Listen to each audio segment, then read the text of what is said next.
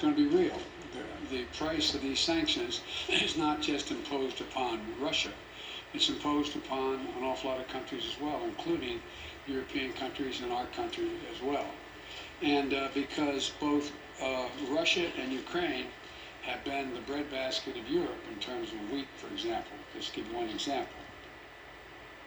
Food shortages, Biden said, quote, they're going to be real. Once again, in case you missed it, to repeat, food shortages. Not in Sudan, in Cincinnati, in Reno, in Spokane, in Norfolk, and of course in our big cities too, where not a single person who was born here has any idea what a food shortage is. Our problem has always been having too much food. Now we won't have enough. We know that because the President of the United States just told us that on camera. So what is this going to mean? How do food shortages affect a country? Well, if you're interested, go online and read about it. All of recorded history will answer your question. A food shortage is not like deciding to skip dessert. It's not a diet. It's not voluntary. A food shortage is different. It's scary. Food shortages topple governments. They turn moderates into revolutionaries. A food shortage is a big deal. You don't want one.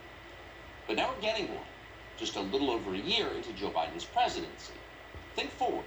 If the traditional calendar holds, we've got 1,032 days left of the Joe Biden administration.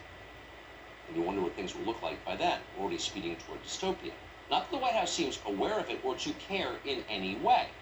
Here's Treasury Secretary Janet Yellen from this morning, for example, letting you know it's time to stop whining about gas prices because actually, they're not very high. How high do you think oil prices can get in the month? Listen, there's a lot of uncertainty about it.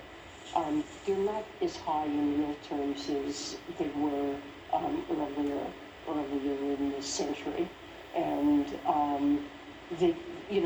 it's conceivable that they could move higher.